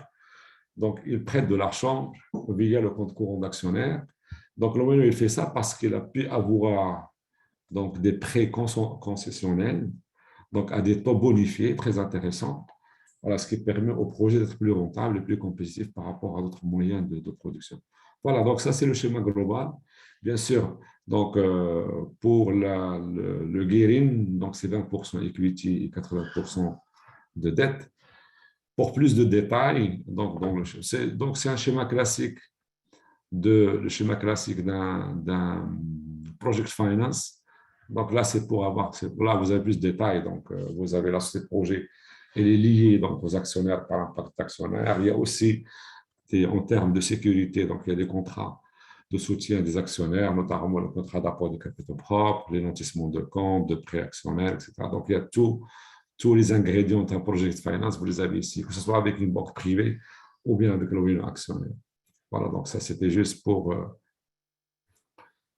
Voilà, donc maintenant, donc, alors pour Midelt, le premier projet qui a été lancé, donc c'est Midelt, donc une capacité de 180 MW. Donc ce projet donc, il permettra donc, une production de 700 gigawattheures par an et une émission à éviter de 430. Donc ce sont des turbines Siemens Parce que rappelez-vous, quand le contrat a été signé, donc CMS n'avait pas encore acquis Gamesa, donc il n'y avait pas encore un Gen 27 CMS Gamesa. Donc, c'est que les premières turbines, c'était des turbines CMS pour Midelt. Donc, c'était 3,6 MW avec un boost qui peut aller jusqu'à 4,2 MW. Un investissement de 2,495 milliards de dirhams, ce qui fait à peu près 1 300 € par mégawatt installé. Et ça, c'est l'éolienne en général. Même en Europe, ça se situe entre 1 300 et 1 500, voire 1 200 € par mégawatt installé. Bon, la surface qui a été utilisée, c'est 2230 hectares. Voilà, donc là, le bouclage financier, c'était le 5 novembre 2018. Donc, et le démarrage de travaux, c'était juste après. Donc, vous voyez, donc, un projet, ça prend facilement 2 ans. Voilà. Donc, parce que bon, généralement, c'est 17, 18 mois, même 15 mois. Mais là, parce que c'était le Covid, c'était la pleine période Covid Midels. Donc, nous avons tous vécu malheureusement donc l'année 2021 qui était, et même 2020 plutôt, l'année 2020 qui était l'année de souffrance hein, pour tous les projets et pour tous les. Donc, on ne pouvait pas faire le commissioning parce que les spécialistes ne pouvaient pas venir, donc ce qui a bloqué le projet pendant 5 à 6 mois. Donc, c'est la raison pour laquelle, au lieu de le faire en 17 mois, il a été fait en 24 mois. Voilà. Deuxième projet. Bon, ça, donc c'est un parc qui est en service depuis décembre. Donc, en termes de productible, aujourd'hui, vous savez, donc, on a un facteur de charge qui est presque similaire à celui du business case. Donc, et on espère avoir plus. Pour Bauge d'Or, donc c'est un projet aussi qui est en construction. Donc, on est en phase aujourd'hui de montage du JS. Tout a été installé. Les turbines, on a sur les 87 turbines prévues, on a 72 montées aujourd'hui. On est dans la phase pré-commissioning aujourd'hui. Donc, on est aujourd'hui parce que à Bauge d'Or, l'ONE a préféré avoir un poste blindé, donc un JS, pas comme Midelt. Donc, ce poste-là, il est en cours aujourd'hui de mise en service pour pouvoir démarrer le commissioning du parc. Donc, c'est un parc 300 MW, ce sont des turbines SG3, 465 MW limitées, un coût d'investissement de 4 milliards. Voilà, donc bouclage financier le 24 juillet. Voilà, donc août 2020, donc si tout passe bien, donc pour l'instant, tout se passe bien, les turbines elles sont livrées en totalité, 90% montées, tout le matériel, tout est en place, donc on attend juste la mise sur tension du poste pour redémarrer le commissioning. Voilà, donc ça c'est des photos réelles que vous avez, donc le convoi qui transporte les pales, etc. Alors, le troisième projet, c'est Essaouira. Donc, Essaouira, c'est 262 MW, donc c'est 54 turbines. Alors là, on monte, c'est la dernière génération des turbines CMS Gamesa, c'est le SG5, 5.0145. Donc, 145, c'est le diamètre du rotor. Donc, on aura, parce que ici, on a 2 crêtes, parce que ce sont, je vais le dire, il y a 2 crêtes, donc il y a une crête qui est plus haute que l'autre. Donc, c'est pour ça qu'on va se retrouver avec 2 hauteurs de turbine, 33 avec une hauteur de 102 mètres et 22 avec une hauteur de 127 mètres. Donc, c'est un coût d'investissement 325.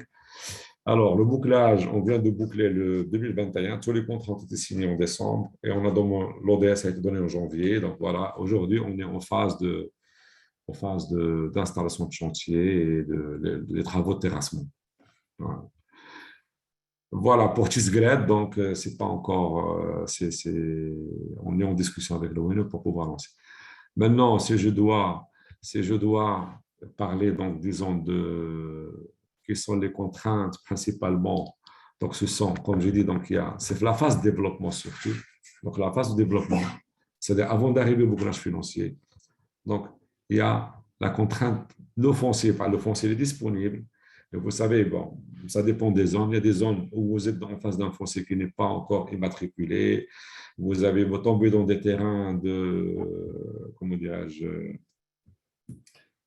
Bon, quand il s'agit d'un terrain domanial, c'est plus simple, mais quand il s'agit de terrains privés où il y a beaucoup d'héritiers, etc., donc c'est compliqué, ça prend beaucoup de temps. Voilà, donc et ça, c'est un facteur ça, c'est un facteur clé et un facteur important qui peut jouer beaucoup sur les délais de réalisation d'un tel projet. Deuxièmement, je dirais donc là, bon, il y avait le Covid, mais ça, on n'y peut rien. Donc ça, c'est un facteur, c'est une contrainte qui est externe. Donc c'est un cas de force majeure, on n'y peut rien. Mais bon, il faut être résilient, il faut quand même être prêt pour ce genre d'imprévu ou ce genre de facteurs externes. Voilà, donc je ne sais pas si j'étais clair, donc je suis à votre disposition pour toutes questions éventuelles. Voilà, donc bon, il y a la partie financement aussi, donc c'est je dirais donc, c'est un project finance pour lequel il y a beaucoup de documentation financière, mais ça c'est en termes de management, donc il faut avoir un contract manager qui gère bien les dossiers et tout se passera bien. Voilà. Merci beaucoup, Sinordine.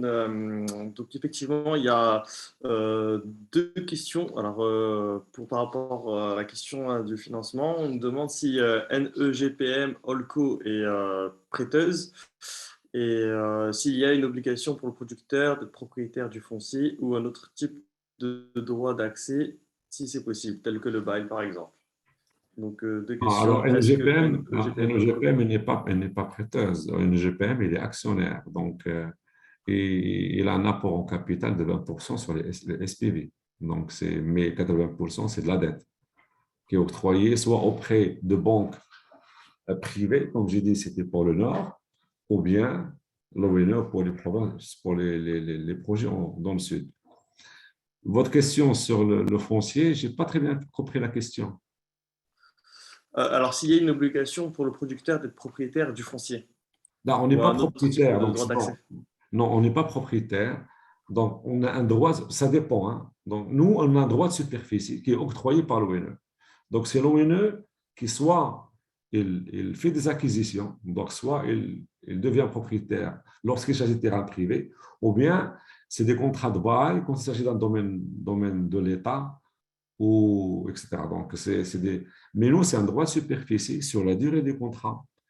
Donc, ça, le droit de superficie, Bon, le droit de superficie, il a vu le jour avec le premier IPP. Donc, c'était déjà Flasfar à l'époque où la question se posait. Donc, et là, aujourd'hui, la loi marocaine prévoit aujourd'hui donc, le droit de superficie. Donc, voilà, il y a une réglementation qui régit le droit de superficie. Donc, on n'est pas propriétaire du terrain parce que c'est un BOOT. Donc, tout ça va être restitué. Donc, c'est un droit de superficie, mais qui est hypothéqué par les bailleurs de fonds. Il est hypothéqué au profit des bailleurs de fonds. Ok, merci beaucoup. Alors, s'il y a d'autres questions, n'hésitez pas à écrire sur la plateforme. J'ai deux questions aussi.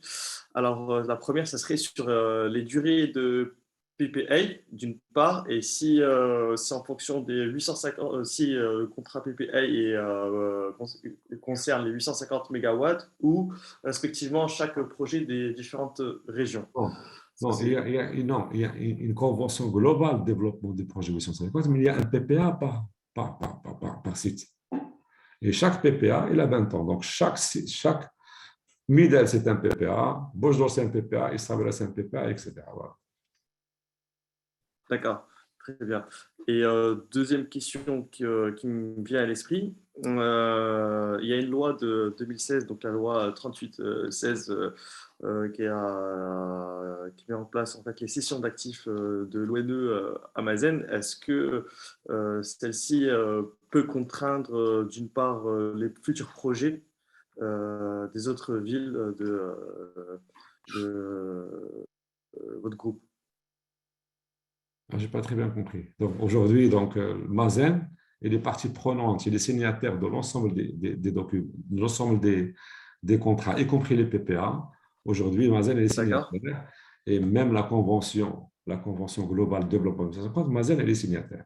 C'est vrai qu'aujourd'hui, ils ne siègent pas dans les conseils, mais demain, ils le seront quand ils vont remplacer l'ONE. Donc, c'est un transfert entre l'ONE et Mazen. Voilà. Ça va déranger en rien. Déjà, donc, ça a été anticipé. Ça a été anticipé lors du lancement du projet. Et c'est pour ça que Mazen, à chaque fois, il est présente, il est signataire en tant qu'observateur. Voilà. Ok, très bien. Et je vous remercie.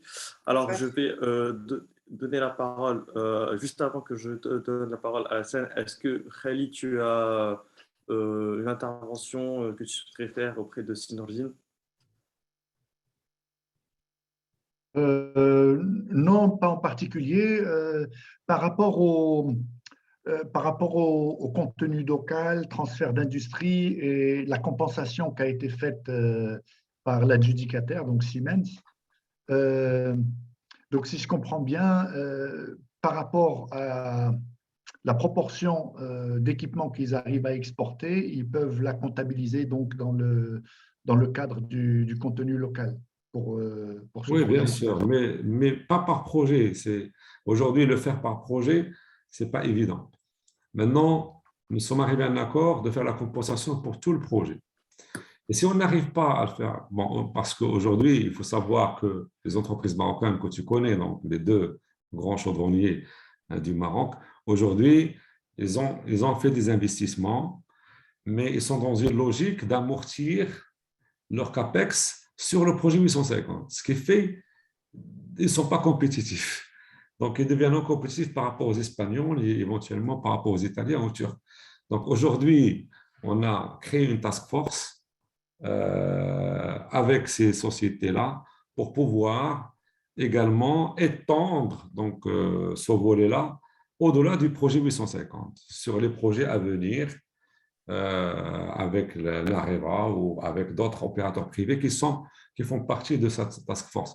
Parce qu'on ne peut pas imaginer, parce qu'aujourd'hui, à chaque projet, donc CMS vient, dit, ouais, écoutez, ils ne sont pas compétitifs. On a essayé de comprendre pourquoi. Et la problématique, c'était là, c'est que c'est tout à fait normal. Ils ont investi 100 millions de dirhams chacun et ils essaient d'amortir ce 50. Bon, maintenant, je pense que les choses sont claires et on est en train de travailler ça. Mais essayer de faire tout ça sur le 150, ça n'a pas de sens. Voilà. Mais ce que je veux dire par là, c'est que, en fait, puisque Siemens exporte 80% des pales d'éoliennes produites à Tanger, je crains qu'en fait, qu'ils ont dépassé leur obligation contractuelle rien qu'avec Non, ils ne l'ont avec pas les encore pales. dépassé, non. Moi, je vais vous expliquer parce que, par exemple, pour Essaouira, les pales seront importées. Ils ne peuvent pas être fabriquées parce que la turbine 5 MW, les moules, l'usine de Tanger ne peut pas fabriquer les 5 MW. Donc, ça va être plus de l'export qui va compenser l'import pour Essaouira. Donc, ils ne sont pas encore à 100% de compensation. Malgré toute l'exportation qu'ils Oui, font à partir de malgré. l'usine de Tanger. Oui, malgré. Et une autre question relative à ce moment-là au poste blindé. JS, oui. Finalement, les postes, il y a, j'imagine, une partie qui est produite localement, une partie qui est importée, ou comment ça se passe? Alors, d'abord, bon, pour les transfos, généralement, pour les équipements, ils sont importés. Hein. Donc, que ce soit les transfos, les armoires, basse tension, là, les ATR ou les réactances. Mais tous les travaux, voilà, les câbles ils sont fabriqués localement. Les armoires, ça dépend parce que vous avez le sous-traitant. Bon, vous avez un sous-traitant, vous avez une entreprise qui est en charge de vous faire toute la partie électrique. Donc, il y a plusieurs lots. Il y a le lot génie civil, il y a le lot équipement, achat d'équipement. Tout dépend comment la société se structure. Par exemple, si sous-traite ça à un fournisseur d'équipement qui fait les travaux, donc le fournisseur va privilégier ces équipements. Alors qu'il y a d'autres entreprises qui peuvent faire, par exemple, les armoires, il va dire, écoute, je vais aller chez CGLEC Maroc, je vais les faire au Maroc, les armoires, etc. Mais les transports, je vais acheter ici. Bon, il y a plusieurs, disons, comment dirais-je, par exemple, si je prends le cas de Bauge d'Or, c'est 100%, l'équipement est 100% importé, sauf les câbles. Sauf les câbles, bon, vous le savez très bien, au Maroc, donc il y a pas mal d'entreprises qui fabriquent des câbles. Et les travaux, ils sont à 100% réalisés par les entreprises marocaines.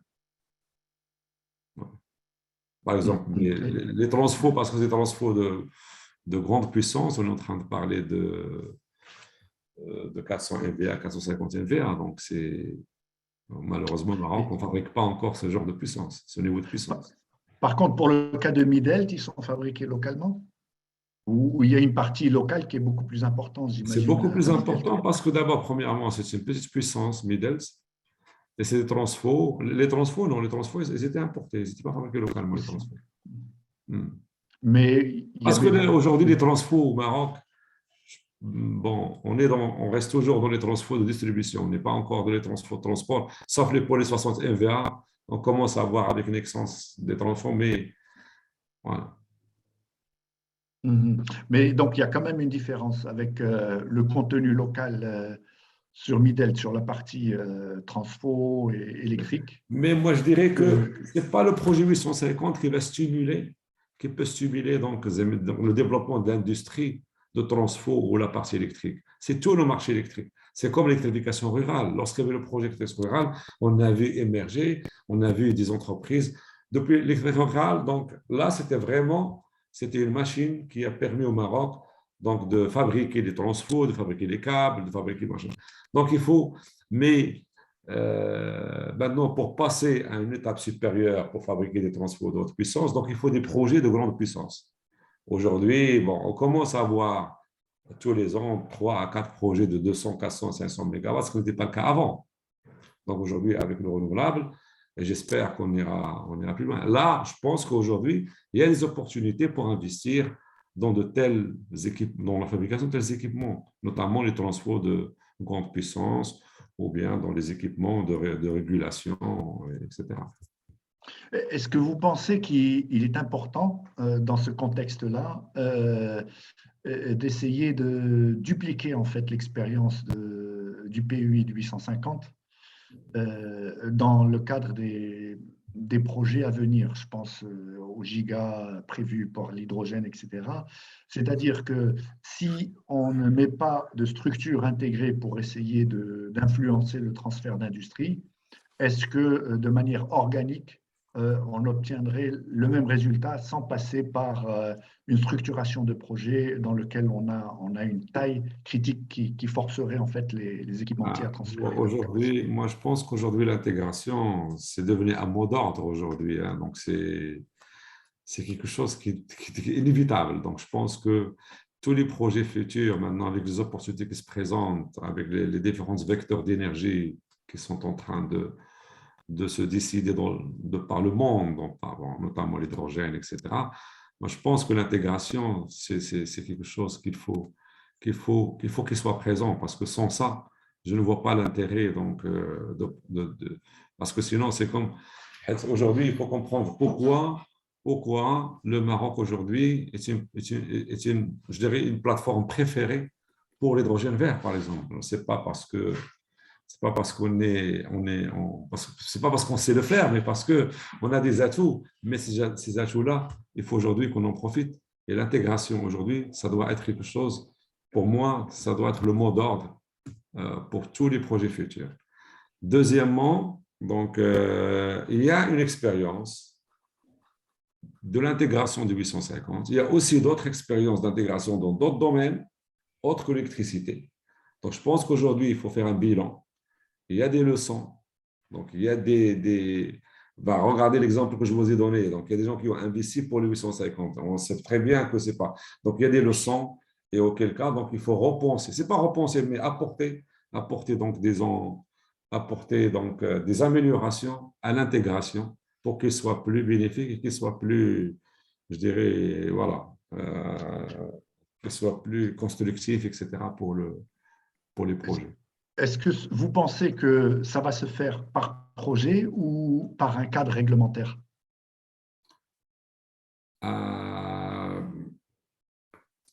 Je pense que par projet, parce que je ne vois pas la place du cadre réglementaire. Parce que là, on est dans un secteur, on est dans je dirais, dans le B2B.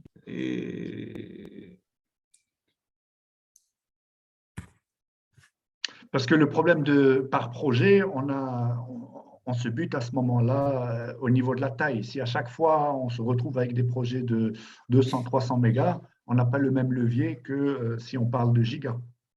Ah, mais là-bas, aujourd'hui, moi, je dirais, c'est pas la règlement, c'est repenser les projets, la taille des projets. C'est par exemple l'hydrogène, il faut parler de clusters, de gros clusters, j'en sais pas, j'en sais rien. Je veux dire. Mais c'est ça, c'est qu'il faut repenser. Là, on est en train de parler de la stratégie. C'est qu'il y en a, à mon avis. Donc, il faut penser, par exemple, quand on parle d'hydrogène, l'hydrogène, pour moi, c'est pas un pari gagné, c'est pas quelque chose pour demain. Quand on voit aujourd'hui, c'est vrai que tout le monde dit qu'on va faire, tout le monde se précipite pour faire des expériences d'hydrogène vert, etc. Mais pour moi, franchement, aujourd'hui, je reste sur ma faim. Compte tenu du niveau de compétitivité de l'hydrogène par rapport à d'autres vecteurs, actuellement, je vois mal l'hydrogène demain. Quand je dis demain, ça veut dire dans les 5 années ou les 10 années à venir. Mais ceci, ça ne veut pas dire qu'il ne faut pas travailler dessus. Au contraire, il faut dès maintenant s'y mettre et essayer de… Mais je suis d'accord avec vous, c'est qu'il faut repenser la taille des projets. Si on veut faire de l'intégration, il faut repenser la taille des projets.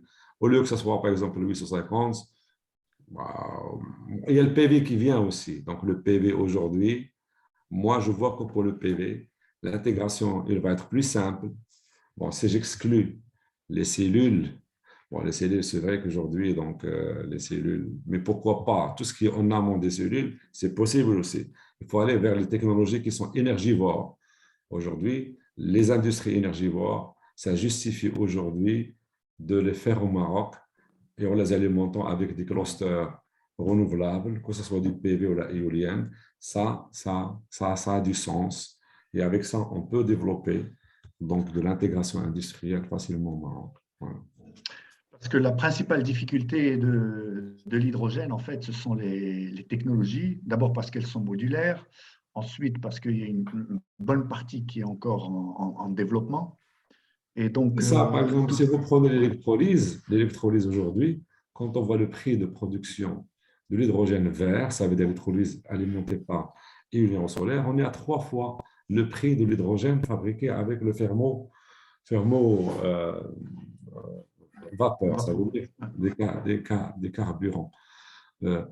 Donc, à 3 fois le prix, ou bien même par rapport à d'autres vecteurs d'énergie classiques, le charbon ou le fioul, on est loin. Et en plus, l'hydrogène, vous le savez très bien, il voyage mal. Donc, son transport et son stockage, ça demande des investissements extrêmement lourds et parfois même irréalisables. Donc, il faut vraiment passer par d'autres transformations pour pouvoir transporter l'hydrogène. Donc, il faut le convertir en ammoniac, etc., etc. Donc, c'est le gas to power, power to gas, et ainsi de suite. Donc, je veux dire, donc, moi, je pense qu'aujourd'hui, mon point de vue personnel, hein, c'est qu'aujourd'hui, c'est le PV. Parce que je considère que le PV, en termes de technologie, on commence à arriver à la saturation. C'est-à-dire en termes d'optimisation, si on reste sur le silicium. Hein. Maintenant, est-ce qu'il y a autre chose que le silicium, que le semi-conducteur? Ça, c'est autre chose. On est en train de parler de cellules organiques, de thermocellules, mais je ne sais pas si c'est pour demain ou c'est pour dans… Non, en fait, le problème avec l'hydrogène, c'est surtout au niveau du facteur de charge. Le problème, c'est qu'avec le PV, vous avez un facteur de charge très bas. Et donc, c'est très difficile d'optimiser les moyens de production au niveau de l'électrolyse et tous les procédés. Je suis d'accord. Donc, l'éolien, en général, c'est le cheval de bataille. Je suis d'accord avec vous. Je suis complètement d'accord avec vous. C'est qu'aujourd'hui, il y a un surcoût. C'est-à-dire qu'il y a aujourd'hui, c'est l'intermittence aussi. Donc, il faut faire face à l'intermittence, donc par des moyens de stockage, pour absorber l'intermittence du vent et du solaire. Donc, il faut investir dans le stockage, bien sûr, investir dans le stockage. Et c'est aussi… Mais comme je dis, bon, aujourd'hui, l'hydrogène, moi, j'aimerais bien voir une étude de rentabilité de l'hydrogène par rapport à d'autres solutions. Je vois mal aujourd'hui l'hydrogène être comme mix énergétique dans les 10 années à venir. Bon, ça a un avis personnel. Oui, de toute façon, il y a des réductions à venir. Hein. Il faut savoir que l'électrolyse, c'est encore il y a des réductions considérables. Alors, si vous êtes intéressé, on organise donc le 19 mai un forum innovation et transition énergétique. Donc, moi, je suis lauréat de l'INSA Lyon 92. Donc, on a INSA Alumni, on organise ça avec donc, je peux partager avec Touré donc le forum. Et un des points qui va être abordé, c'est l'électrolyse de l'hydrogène, niveau de compétitivité aujourd'hui. C'est ça, le PVOG. On parle de l'innovation et niveau de compétitivité. C'est qu'aujourd'hui, on va pas, c'est pas un forum pour parler des généralités, mais on va aller à l'essentiel. Aujourd'hui, tout le monde dit le PV, mais dites-nous le PV aujourd'hui, on est à quel niveau de compétitivité et quelles sont les perspectives de demain? Où est-ce qu'on va aller? Est-ce qu'on est en limite pour les semi-conducteurs? Est-ce qu'on passe sur d'autres technologies, etc. Voilà. Très bien, merci. Je vais partager, je vais envoyer donc l'invitation au forum à notre ami Touré pour qu'il la partage avec vous. S'il vous plaît, merci beaucoup. Très bien, très bien. Merci Messieurs. beaucoup. Alors, une question de la part d'un des… Et pardon, il y a aussi, il va y non avoir une composante stockage très importante. Ouais, Voilà, on est en train travaille de dessus personnellement. Donc, alors, on a deux intervenants de taille. Donc, il y a M. Driss Benhima qui travaille sur les steppes.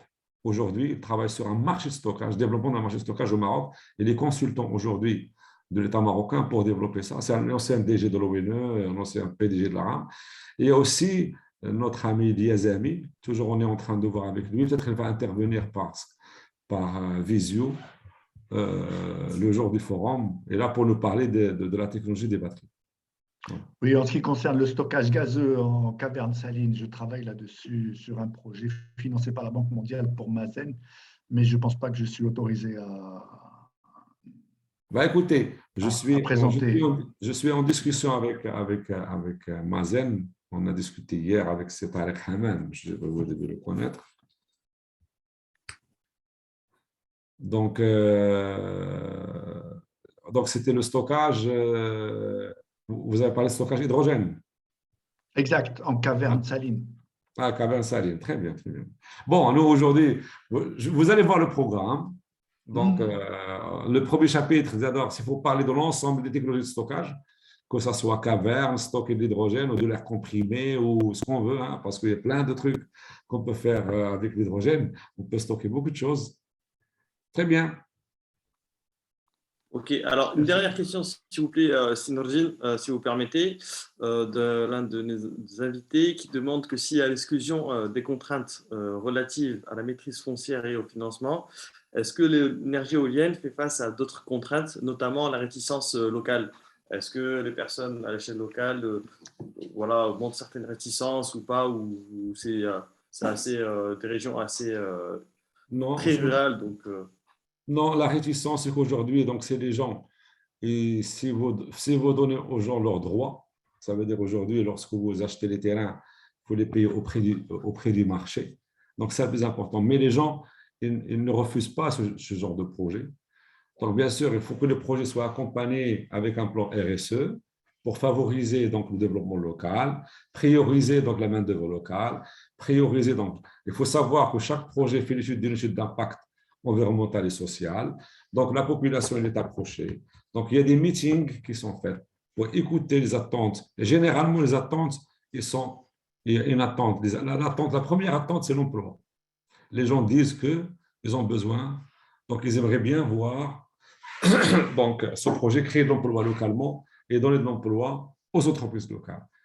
Donc, ça, c'est la recommandation, la première recommandation qui sort donc du public meeting qui est fait dans le cadre de l'étude d'impact environnemental et social. C'est le premier point qui sort, ça, c'est l'emploi. Et la priorisation, bien sûr, de l'entreprise locale. Et ça, nous, on en fait un plan et on travaille ça. Bon, moi, j'ai vécu un projet immense, celui de SFI. J'étais directeur général de Safi Énergie Compagnie. On devait construire la plus grande centrale à charbon au Maroc, c'est l'ultra-supercritique de Safi. Et là, on avait 9000 personnes sur site. Hein.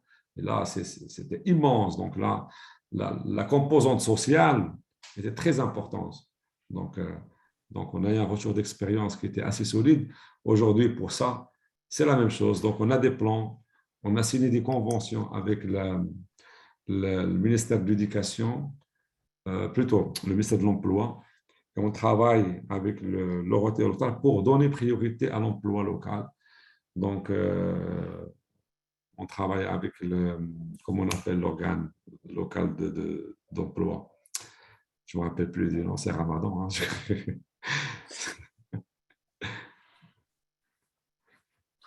Ok, Voilà, donc bon, bah, il y a un super. travail qui est fait. Ça veut dire aujourd'hui, nous, on prépare nos besoins, que ce soit pour le chantier, que ce soit pour les emplois directs, pour l'entreprise, pour la phase exploitation. Et on travaille avec l'agence de l'emploi local et on programme les entretiens, on fait tout ensemble. Comme ça, c'est plus de transparence vis-à-vis de la population. Et voilà, il faut pas le faire la veille des élections ou le lendemain des élections. Il faut bien choisir le moment de le faire. C'est très, très important.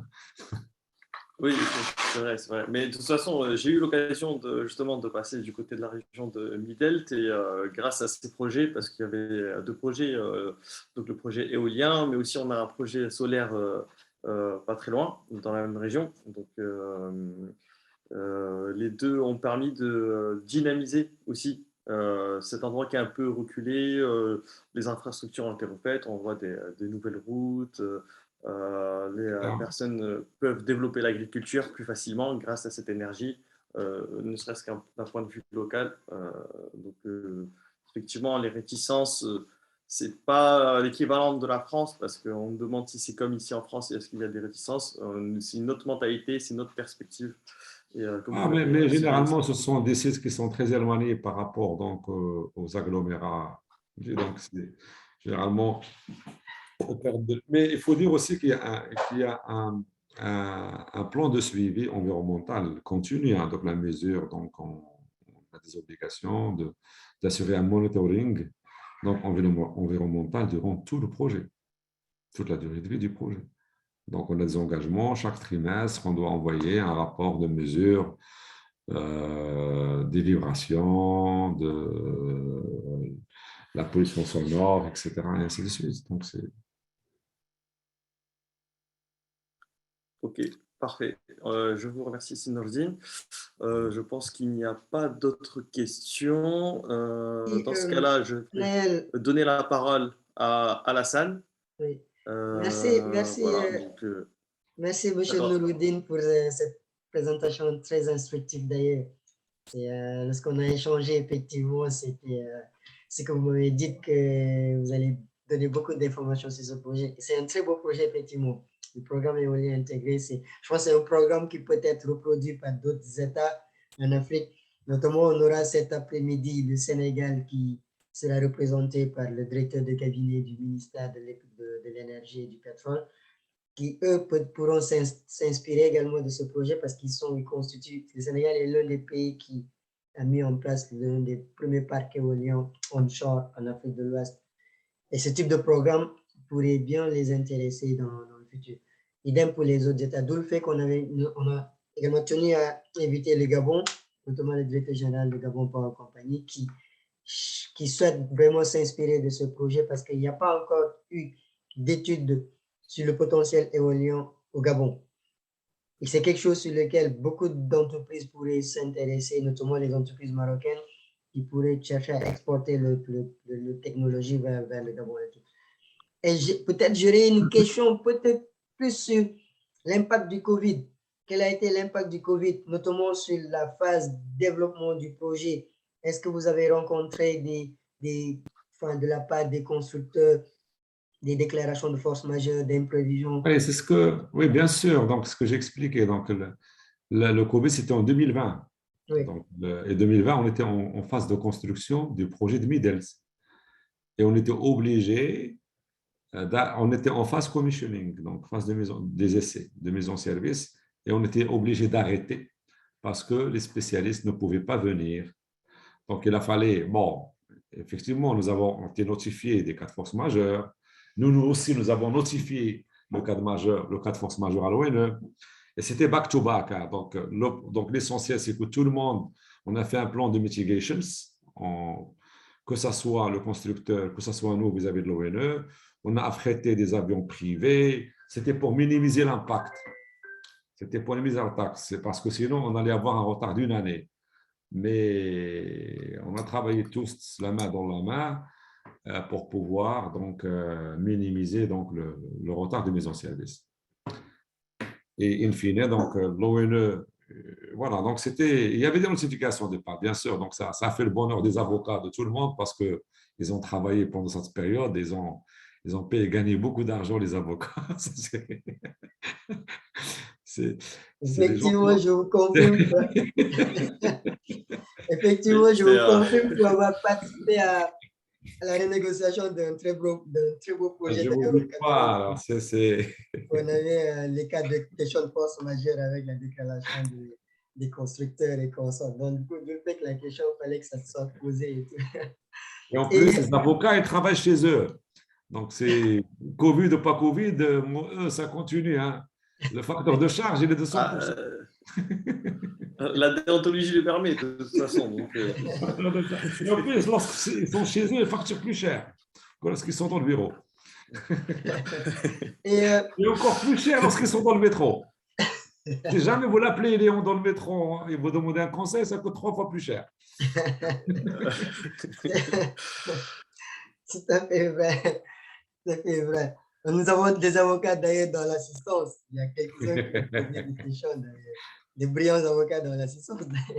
Très bien. Et du coup, pour une autre question, peut-être plus sur la question environnementale, est-ce que lors des études d'impact environnemental et social, quelles a été les contraintes qui ont été rencontrées, enfin, notamment sur le fait qu'on a également invité WWF qui devait traiter du sujet de climate change et transition énergétique. Parce qu'on sait que lorsque les oiseaux et consorts rentrent en contact avec les turbines et tout, ça peut créer des délestages, ça peut créer des problèmes au niveau de la production d'électricité. Comment vous avez pu réaliser ces types d'études environnementales? Les études environnementales sont confiées à des entreprises spécialisées. D'accord. Il y a des entreprises qui sont spécialisées. Et bien sûr, il y a un cahier des charges des prêteurs. Ça peut être donc généralement, c'est un cahier de charges de la Banque mondiale, ou bien c'est l'AFC Guidelines. Oui. Ce sont des principes d'équateur de la Banque mondiale qu'on est obligé de suivre dans les études d'impact environnemental. Mais je dirais les études environnementales, ce n'est pas le plus difficile, l'impact, c'est plutôt l'impact social. C'est là où il y a une composante, là où il y a des sensibilités. Ça dépend des régions, ça dépend de la taille des projets. Voilà, donc ça dépend de l'État, donc de l'économie, de la région, il y a beaucoup de choses, hein, donc de la culture, ça dépend des régions. Donc, je dirais par exemple, pour Midelt, sur l'étude d'impact environnemental, il n'y avait pas grand-chose, il n'y avait pas d'obstacle, il n'y avait pas d'espèce qui va être touchée. Par contre, à Essaouira, on a une grotte, il y a une grotte où le ministère de l'Agriculture, une grotte qu'on a découverte pendant la prospection. D'accord. Donc, archéologique. Donc là, aujourd'hui, on est obligé de dévier par rapport à cette grotte, de refaire donc l'implantation du parc éolien et ainsi de suite. Mais c'est grâce à l'étude d'impact environnemental qu'on a détecté ça. Voilà, mais grosso modo, c'est ça. Donc, mais par exemple, Bouches d'Or, vous savez, Bouches d'Or, c'est un terrain plat. Il n'y a que des serpents. Voilà, mais les serpents aussi, il faut prendre soin des serpents aussi. Hein. Dans l'étude d'impact environnemental, il faut prendre soin de toutes les espèces. Hein. Effectivement. En tout cas, merci beaucoup. Merci beaucoup. Je tiens également à signaler que toutes les présentations qui ont été projetées durant ce webinaire feront l'objet d'une compilation et feront l'objet d'une publication. Et du coup, nous invitons les intervenants à nous les transmettre afin qu'on puisse mettre en perspective l'ensemble de ces présentations et de pouvoir les publier aux personnes à qui nous avons transmis les invitations. Et pour ceux qui n'ont pas pu se connecter, notamment les deux panélistes qui n'ont pas pu se connecter, Marcelin Massila et Thomas Pandé, qui rencontrent quelques difficultés de connexion, parce qu'ils se trouvent au Kenya d'ailleurs, assez très loin de Paris actuellement. On va prendre également leur présentation. On va tous les combiner, les compiler pour en faire une étude qui sera publiée et qui peut être très intéressante d'ailleurs pour beaucoup d'autres personnes qui vont s'intéresser à l'éolien en Afrique, dont on sait que le potentiel est énorme. Je vous invite d'ailleurs à nous permettre de prendre une photo de ce panel qui sera publié sur les réseaux sociaux et qui fera également l'objet d'une très belle publication. Merci en tout cas. Merci. Merci à tous. Merci.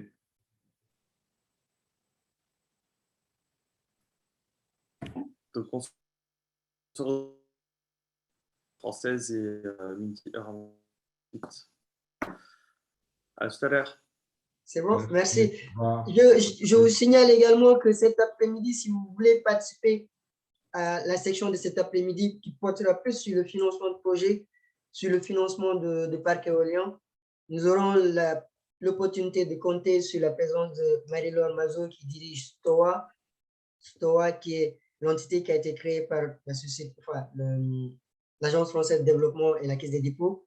Nous aurons également l'intervention de Deloitte, du responsable économique advisory de Deloitte, qui va nous parler plus de l'aspect comment structurer économiquement les contrats de PP, les contrats d'achat d'électricité. Idem, nous compterons sur la participation de Biodiversity Consultancy, qui est une entité qui fait des études environnementales afin de respecter les principaux guidelines de l'AFC et de la Banque mondiale d'ailleurs, qui a été signalé par M. Nouroudine. Et nous comptons également sur la participation de GIZ, notamment de John van der Berg, qui a été avant le directeur de South African Wind Energy, qui va nous parler en fait du partenariat qui a été mis en place avec l'Union africaine et l'Union européenne pour la mise en place sur la question énergétique. Ensuite, il y aura l'intervention de l'État du Sénégal, du directeur de cabinet, qui va parler de la lettre de politique de développement au Sénégal. Et ensuite, il y a une étude de cas spécifique sur un parc éolien au Sénégal, le parc éolien de Taïwan. Et c'est toujours le même lien, il faudrait juste vous connecter à partir de 14 h avec le même lien, si vous êtes disponible, bien sûr. En tout cas, merci beaucoup. Merci à tous pour cette présentation. Merci, nous sommes très heureux d'ailleurs de vous Merci. accueillir et nous vous tiendrons au courant pour nos prochains événements. Merci pour vous également. Merci beaucoup. Bonne journée, merci à Au vous. revoir. Au revoir. Merci, au revoir.